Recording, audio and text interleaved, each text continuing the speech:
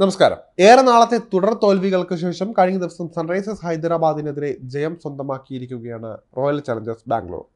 ഈ സീസണിലെ രണ്ടാമത്തെ മാത്രം ജയമാണ് RCB കഴിഞ്ഞ ദിവസം കണ്ടത്.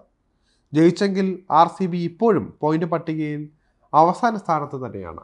ഇതുവരെ 2 ജയവും 7 തോൽവിയുമുള്ള RCBയുടെ പ്രകടനം അങ്ങേയറ്റം നിരാശാജനകം തന്നെയാണ്. ഹൈദരാബാദിനെതിരെ 35 റൺസിന്റെ വിജയമാണ് RCB കഴിഞ്ഞ ദിവസം കുറിച്ചത്. പോയിന്റ് പട്ടികയിൽ 4 പോയിന്റുള്ള RCBക്ക് ടേബിൾ ടോപ്പർമാരായ രാജസ്ഥാൻ റോയൽസുമായി 10 പോയിന്റിൻ്റെ വലിയ വ്യത്യാസമാണ് ഉള്ളത്.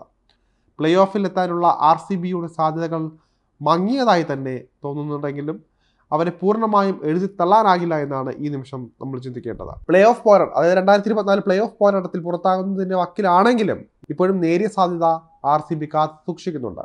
സാധാരണയായി 16 പോയിന്റാണ് പ്ലേ ഓഫിലേക്ക് എത്താൻ വേണ്ടത്.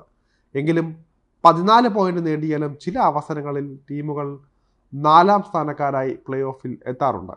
ഈ ഒരു സാഹചര്യമാണ് ഇനി RCBക്ക് മുന്നിൽ ബാക്കിയുള്ളത്. ഇനി 5 മത്സരങ്ങളാണ് RCBക്ക് അവശേഷിക്കുന്നത്.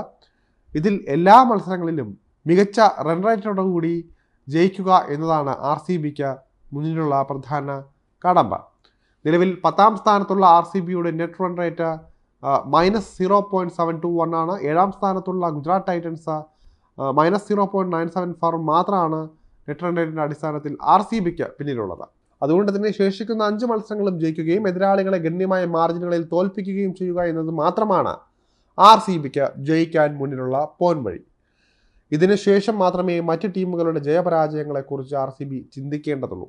ശേഷിക്കുന്ന 5 മത്സരങ്ങളും ജയിച്ചാൽ RCBക്ക് അനുകൂലമായ നെറ്റ് റൺ റേറ്റിനൊപ്പം തന്നെ 14 പോയിന്റും ലഭിക്കും. നിലവിലെ സാഹചര്യത്തിൽ ലീഗ് സ്റ്റേജ് മത്സരങ്ങൾ അവസാനിക്കുമ്പോൾ നിരവധി ടീമുകൾ സമാന പോയിന്റുമായി ഫിനിഷ് ചെയ്യാനുള്ള സാധ്യതകൾ ഉണ്ട്. മികച്ച നെറ്റ് റൺ റേറ്റ് നിലനിർത്താൻ RCBക്ക് കഴിഞ്ഞാൽ അവർക്ക് പോയിന്റ് പട്ടികയിൽ 4ാം സ്ഥാനത്തെത്താം. നിലവിൽ 1ാം സ്ഥാനത്തുള്ള രാജസ്ഥാൻ റോയൽസിന് 14 പോയിന്റാണ് ഉള്ളത്. കൊൽക്കത്ത, ഹൈദരാബാദ്, ലക്നൗ ടീമുകൾക്ക് 10 പോയിന്റ് വീതവും ഉണ്ട്. ചെന്നൈ, ഡൽഹി, ഗുജറാത്ത് ടീമുകൾക്ക് 8 പോയിന്റ് വീതവും 6 പോയിന്റുമാണ് മുംബൈക്ക് ഉള്ളത്.